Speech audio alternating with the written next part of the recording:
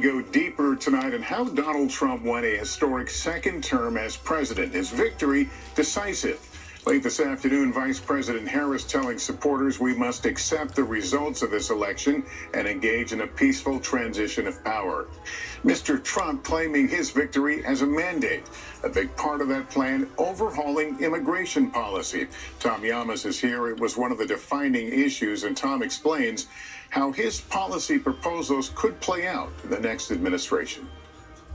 We're going to have to seal up those borders. He made immigration the centerpiece of his campaign. We're like a garbage can for the world. And when he's back in the White House, President-elect Trump has promised to immediately crack down with mass deportations of people in the country illegally. On day one, I will launch the largest deportation program in American history to get the criminals out. To do that, Trump has said he'll mobilize the military and local police. But he's offered few specific details on how it will actually work. With 11 million undocumented people living in the U.S., the process would be expensive and complicated. One report puts the price tag at an estimated $88 billion a year to hire new ICE agents, build detention camps, and carry out legal processing. Ron Vitello was acting ICE director during the first Trump administration. I'm sure it's very expensive. It is something that's worth doing to preserve the rule of law, to order what's going on, the chaos at the southwest border, and to preserve an immigration system that has integrity in the United States. You have to set rules and you have to enforce those rules. Trump says mass deportations are justified by a 2 centuries-old law.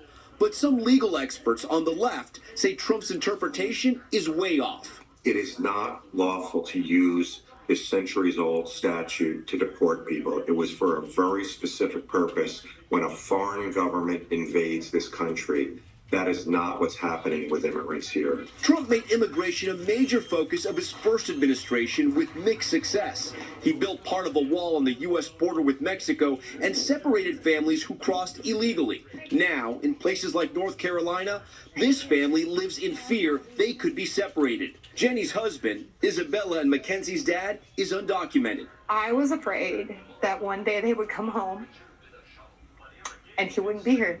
So he lives in the shadows. The family asks we don't show his face or share his name because they worry he could be deported. I don't make any trouble. I just go work and coming home. My family is everything for me. Tonight, millions of families bracing for what's next. Tom Llamas, NBC News.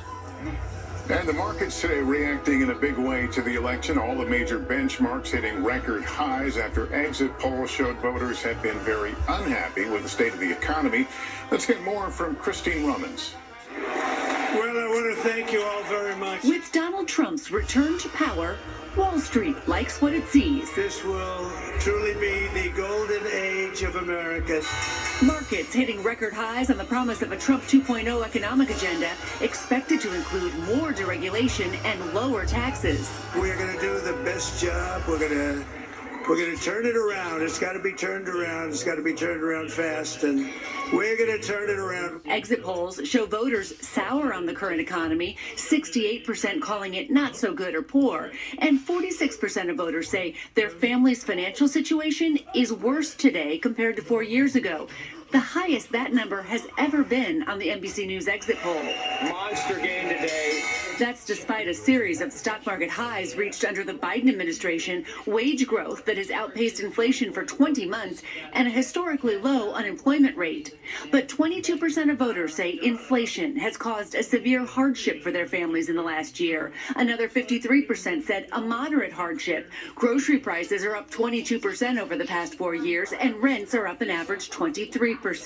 You know, all that stuff is going through the roof. You know, people tend to pay attention when there's less money in their bank account. Many of Trump's economic proposals would require congressional action. He has vowed to deport millions of immigrants, a potential blow to farming and construction. He'd cut corporate taxes further and eliminate taxes on tips and Social Security. And he's promised 10% tariffs on most U.S. imports, 60% on goods from China. To me, the most beautiful word in the dictionary is tariff.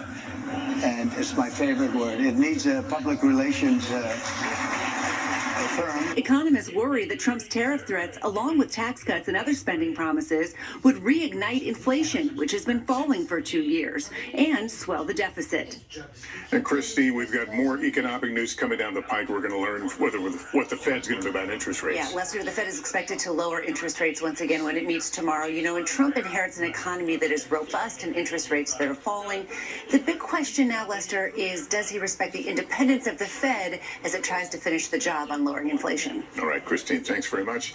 While the presidential race is over, control of Congress remains uncertain. Republicans easily flipped enough seats to take control of the Senate. But Democrats are still holding out hopes in the House. Ryan Nobles with more on what's at stake. Tonight, votes are still being counted, but Republicans could still have a path that leads to complete control of Congress.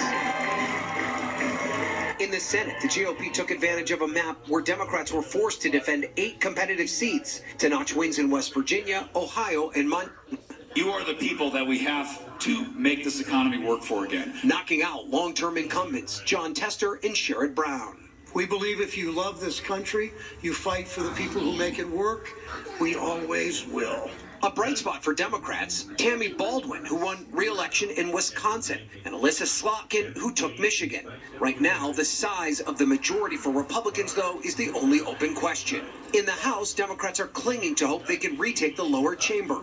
Going into election night, Republicans held a small 8-seat majority and were able to hold seats in places like Pennsylvania while losing seats in New York. Still, Republicans feel confident. We believe in the ideas of faith and family and freedom, and we're trying to live that out every day. More than half a dozen seats are too close to call, but Democrats would need to run the table in places like California and Arizona to take power. The final result will have a major impact on the agenda of the new incoming Trump administration. If Republicans control both the House and Senate, Trump will have a much easier time moving legislation through Congress. But the size of those majorities will play a big role as well, with Republicans already sending the message that the mandate Trump earned on election night will loom large. People were just not happy with this administration, and the Democratic nominee obviously was a part of it. And Ryan, the House could make history if Democrats take control. Yeah, that's right, Lester. If the Democrats do win control of the House of Representatives, Hakeem Jeffries would be poised to become the first African-American speaker in American history. But there's a long way to go. There's still many votes that need to be counted right now, and Republicans have the advantage as we look to see who ultimately controls the House of Representatives. All right, Ryan Nobles, thank you. One of the key issues on the ballot for millions of Americans, new laws protecting abortion access. NBC News senior legal correspondent Laura Jarrett is here. And Laura, it was on the ballot in 10 states. It was, Lester. So let's start with where it actually passed, starting most specifically in Arizona. It currently has a 15-week ban, but because of this ballot measure, that will be extended to the point of fetal viability, roughly around 24 weeks. The same story in a place like Missouri. Had a near total ban, now goes to fetal viability. Very different story in Florida, Lester. Currently has a 6-week ban on abortion, and it's going to stay that way because they couldn't reach that 60% threshold. A supermajority was needed in Florida, unlike other places, so it didn't pass. Same story in South Dakota, didn't pass there. Nebraska, interesting, Lester, a different story there because there was one ballot amendment that was pro-abortion rights, another one, a counterpoint. At the end of the day, codified roughly around 12 weeks. So we're going to continue to see this patchwork when it comes to abortion rights, Lester. All right, Laura Jarrett, thanks very much. Just 2 years into his political career, J.D. Vance now finds himself next in line to be the most powerful position in the world and outlining his vision for the future. Dasha Burns with more on his lightning-fast rise into the spotlight. Tonight, J.D. Vance is the vice president-elect and potentially the heir apparent to the MAGA movement. And I think that we just witnessed the greatest political comeback in the history of the United States of America. At 40, Vance will be one of the youngest VPs in history. He's turned out to be a good choice. A choice pushed by Trump's sons, part of the campaign's strategy to appeal to young, right-leaning men. That he's someone who understands that cycle of poverty and addiction.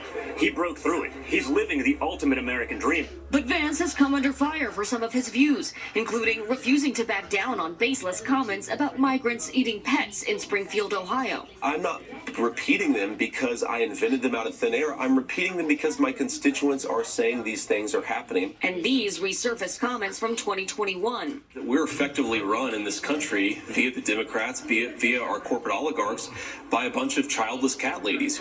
The Ohio native rose to national prominence after writing the bestseller Hillbilly Elegy and underwent a transformation from never Trumper. I'm a never Trump guy. I never liked him. To Trump running mate. I've been to the southern border more than our borders are. Kamala Harris has been. An effective communicator on the trail, Vance, the consummate attack dog, constantly doing interviews. So let's send somebody we can trust. Let's send Donald J. Trump back to the White House. The Senate seat he won 2 years ago will now need to be filled, while as VP, Vance has said he wants to be, quote, involved in everything. Dasha Burns, NBC News.